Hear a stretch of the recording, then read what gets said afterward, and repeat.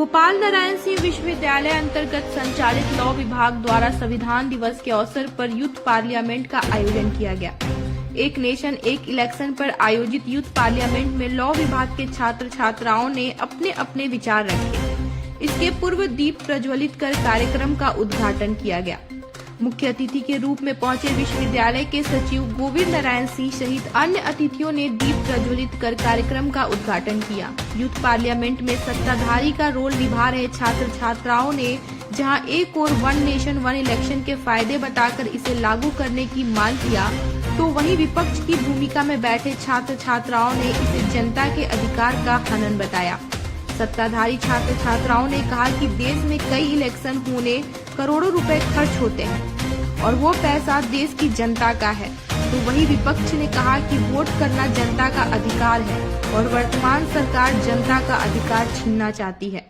अब एक किसी भी डेमोक्रेसी को सक्सेस करने के लिए उसका हर एक एलिमेंट, हर जो भी जितने भी अपने एलिमेंट्स हैं, जितने भी उसके प्रतिभागी हैं, उनको पता होना चाहिए।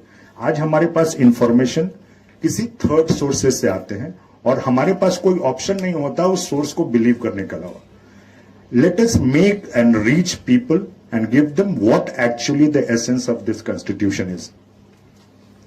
This is why we decided that being the largest democracy in the world, every youth should be empowered and must be knowledgeable what this constitution means, what this parliamentary setup means, इसको क्यों बनाया गया। Sir ने एक चीज बताया कि अभी के डेट में, और मैं उसको ड्रॉबैक के रूप में देखता हूं अपने पार्लियामेंट्री सिस्टम के साथ, कि आज के डेट में हम लोग कंप्लीट हमारा जो डेमोक्रेसी है वो पार्टी सिस्टम्स के हिसाब से बन गया है।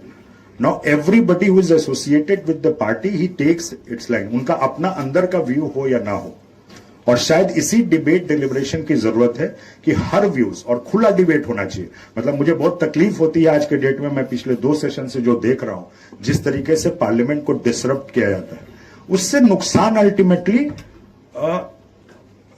पब्लिक को ही है। क्योंकि डिबेट जब आप नहीं करते हो, अगर कोई चीज आपको लगता है कि ये चीज, पहले हम लोगों ने जब से लाइव हुआ है, मतलब मैं बहुत प्रोफाउंड फॉलोअर रहा हूं अटल बिहारी वाजपेयी का, और मैंने लाइफ में वैसा पार्लियामेंट्रियन नहीं देखा है। कुछ और लोग हैं जो कम्युनिस्ट पार्टी से भी बिलोंग करते हैं, कुछ इनसे मिलान करते। तो मैं अपने स्टूडेंट टाइम में, मैं दिल्ली से पढ़ा हूं, तो मैं मिलता रहता था विभिन्न लोगों से, विभिन्न पार्टियों के सांसदों, मुझे ऐसा, और उस वक्त अपॉइंटमेंट बड़ी आसानी से मिलती थी और लोग चाहते थे कि यूथ के साथ इंटरेक्ट करें।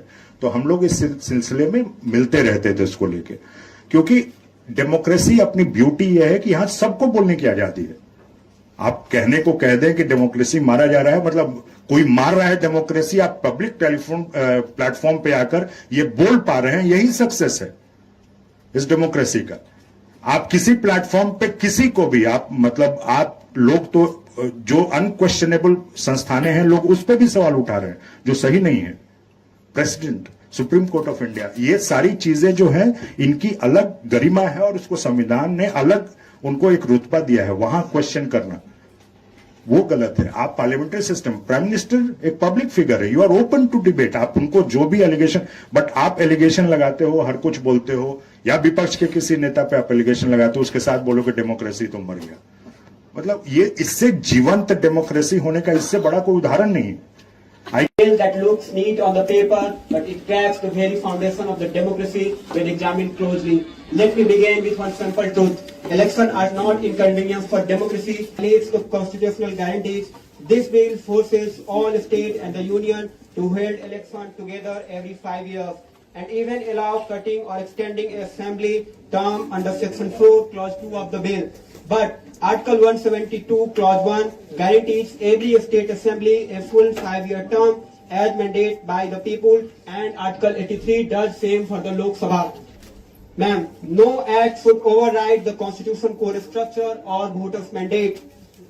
Mid-term collapse lead to the emergency-like situations. Section 5 of the bill says if government collapse and in mid-terms, election will be held only for the remainder of the term, not for the 5 years. This creates short-term weak governments and opens the doors for prolonged caretaker government. One election bill. Madam Speaker, Imagine this, one country, one grand festival of democracy every 5 years. No needs to become faster, stronger and truly Viksit by 2047. Let me begin where every great journey must start with history. From 1950 lived with a unified electoral heartbeat.